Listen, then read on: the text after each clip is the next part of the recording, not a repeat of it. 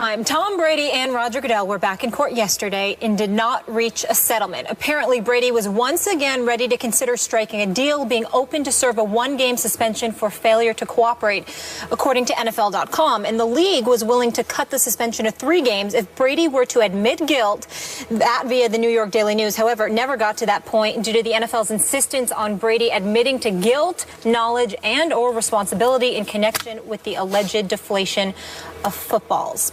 Skip, Judge Berman will now rule. How will this end for Tom Brady? Ryan Clark, this is going to end in the near future the way I said it was from the start, just after the Wells report came out. Tom Brady will be granted what they call a stay, an injunction. He will play game 1, 2, 3, and 4. What happens from there, I'm not sure, but I was told yesterday by a source close to the proceedings that it's possible that Judge Berman, and this is within his power, will appoint an independent arbitrator to then review the case again. So we'd have to go through the whole thing again before an independent voice. It would be up to Judge Berman to select that individual, whoever it might be. And there's a chance also that obviously that Judge Berman would just feel compelled, feel responsible enough in the next day or two to go ahead and rule one way or the other, knowing full well that whichever way he rules, the other side will immediately appeal. And it will move right on up the ladder to the Second Circuit Court of Appeals. So that's a possibility. I am told that once again, as you pointed out from the NFL, was it NFL Network report? You know, about the settle? Yeah, Brady offered again yesterday to settle by taking 1 game with 0 admission of guilt, and that did play favorably with Judge Berman, because that was the only small hope he had for a settlement on either side. Clearly, the NFL is already dug in and said, no way. All I know for a fact, and I continue to hear this from sources close to Tom Brady, he is as dug in as he ever was from the start. He is prepared to fight this to its legal death.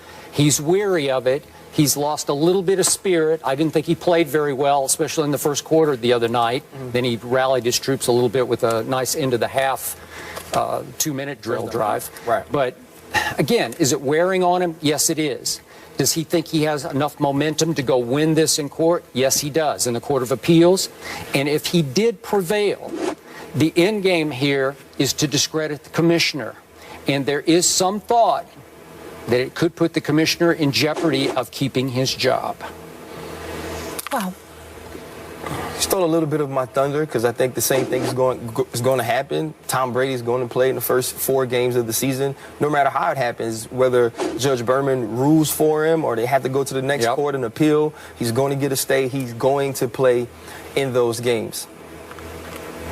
For me, the NFL has taken a black eye throughout this whole process. Really? Interesting.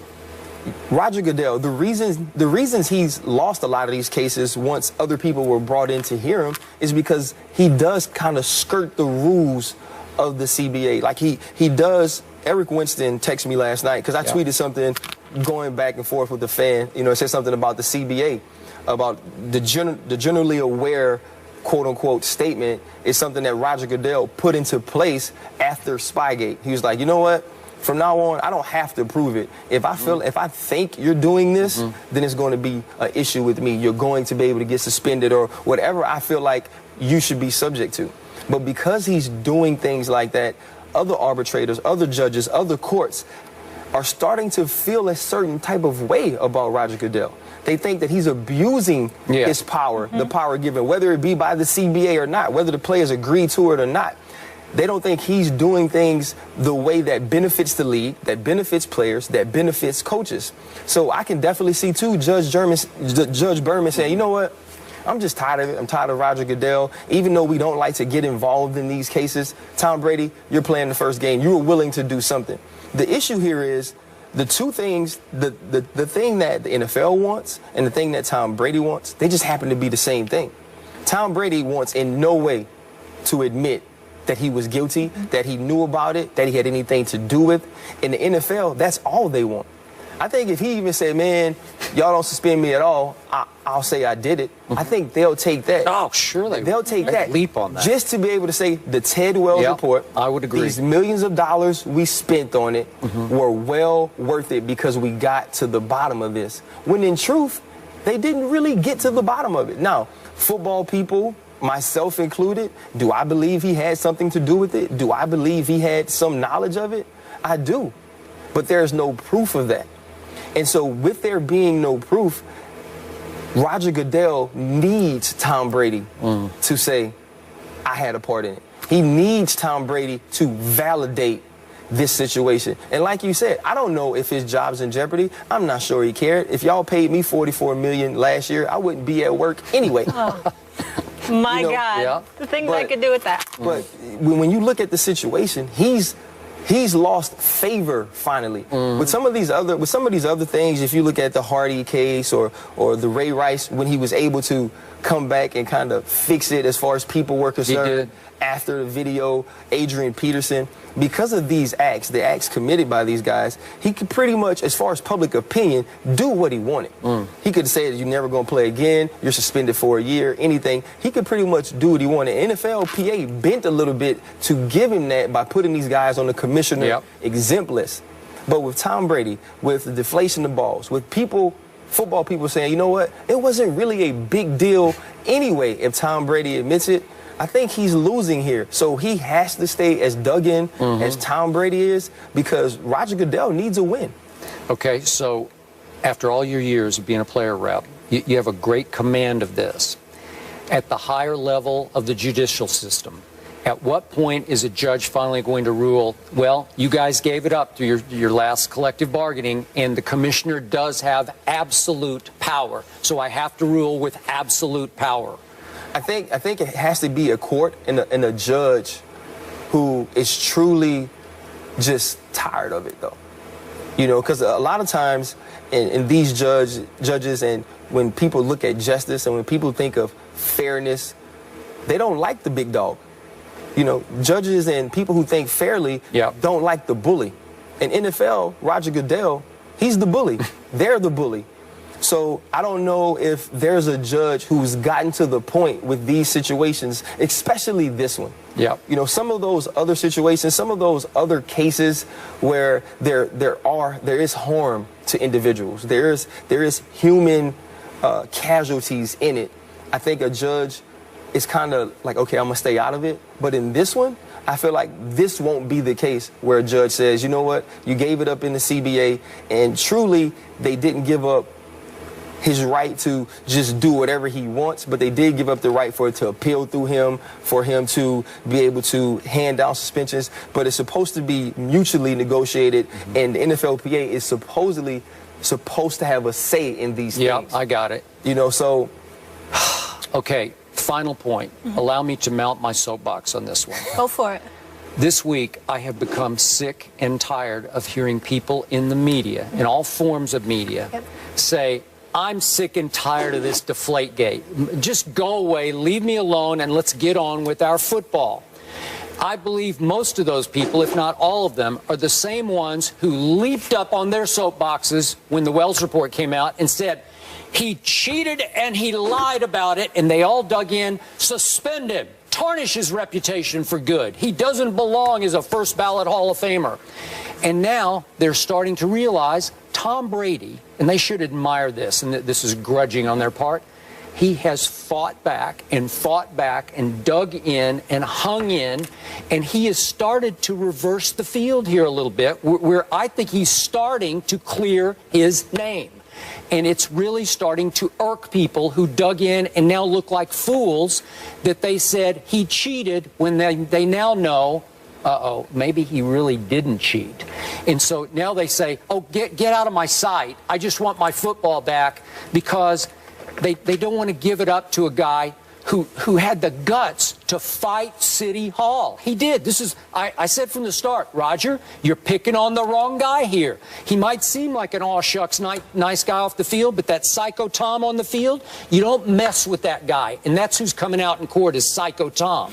So I admire the heck out of him for fighting because it's taken a lot of hours here to keep going back to court and distracting from football to clear his reputation. Well, I admire Roger Clemens and Rafael Palmeiro too. You know, those guys dug in. Those guys dug in. But they did it. And okay, but are you still there that he did it?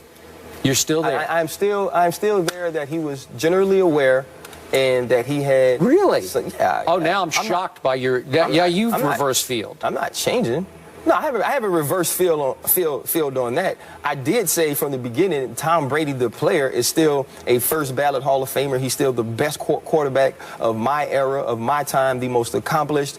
These balls and this situation doesn't take away from the player that I thought he was. Doesn't take away from the player that he is, who he will be remembered in history for. Do I admire the fact that he's fighting as an NFL PA rep?